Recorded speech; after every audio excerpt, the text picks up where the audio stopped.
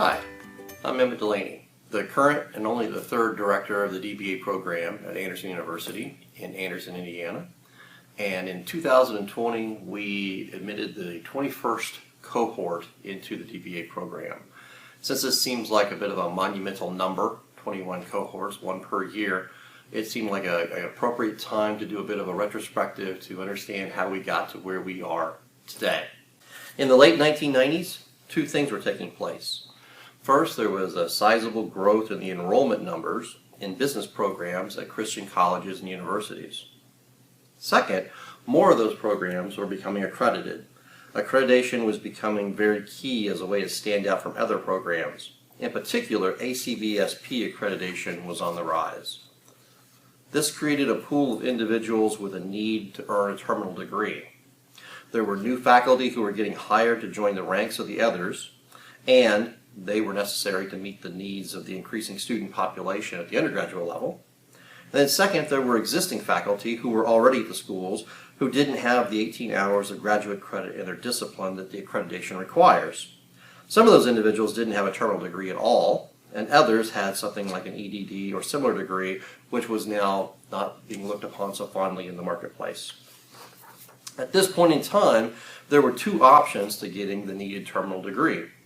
The first was to go online and get a degree from an online university, which was kind of looked upon poorly by many in the market.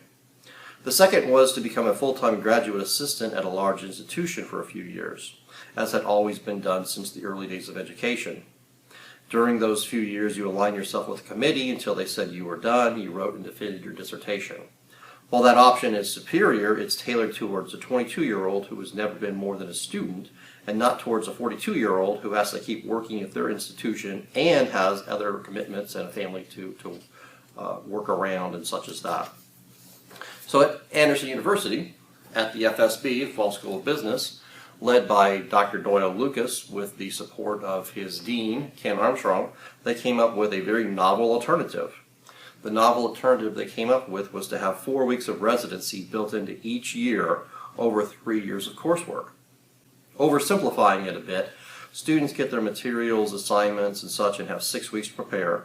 They then come and spend 1 week in residency devoted to that particular course from 8:30 until 5 o'clock p.m. They then leave after that week is done and have 6 more weeks to complete assignments related to that course before starting their next one. After the 3 years of coursework, which should be completed in 3 years but is limited to 6, there are comps, of which students have 2 attempts at. And then there's the dissertation, which must be defended within 3 years of completing all coursework. Adding it all together, the students could finish between 4 and 9 years from when they started the program, all while maintaining their existing requirements and jobs and things like that. The first cohort started in 2000. It was marketed primarily through the Christian Business Faculty Association, CBFA, and there were a large number of applicants. There had to be a soft limit cap, 12 placed on. That cap isn't necessarily so important on the front end because you can always fill classrooms with individuals, but it's critical on the back end because you have to be able to support and staff the individual dissertation committees. Many of those who were in the first cohort are now reaching the age where they are retiring, and that speaks to the overall average age of that particular cohort. For accreditation purposes, our program is a 90-hour graduate program. 30 hours are transferred in from the candidate's master's program. They must have a master's in a business discipline or have the 30 hours to transfer in. 45 hours of it are from 15 courses spread over the 3 years, each course being 3 credit hours.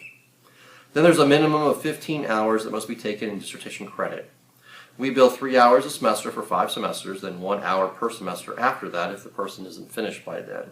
You must be continuously enrolled at AU from the time you start the program until you finish, and timing out happens to, unfortunately, 1 or 2 students each year. The strengths of the program today are the same as the strengths of the program when it began. One of the strengths is the cohort model. It's not a us versus you model, it's a us and you model. All of us working together. We don't accept a lot of students, and we don't get a lot of revenue from it.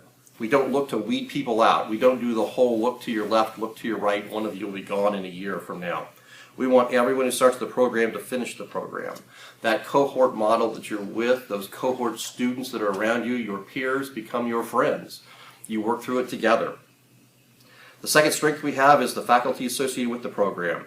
The faculty who teach in the program come from all over. We have adjuncts who are Teacher of the Year, who are very prolific, who have all sorts of skills necessary to help out. A few of the professors who teach in the program are Anderson University professors. A large number of them are not. Third strength is the in-person stats course. We have essentially one class on stats each year that you're in the program. Stats is difficult. It's hard to learn on your own. No one else seems to be able to do this, but we've made it work. And it's necessary to understand stats to be able to do good dissertation research.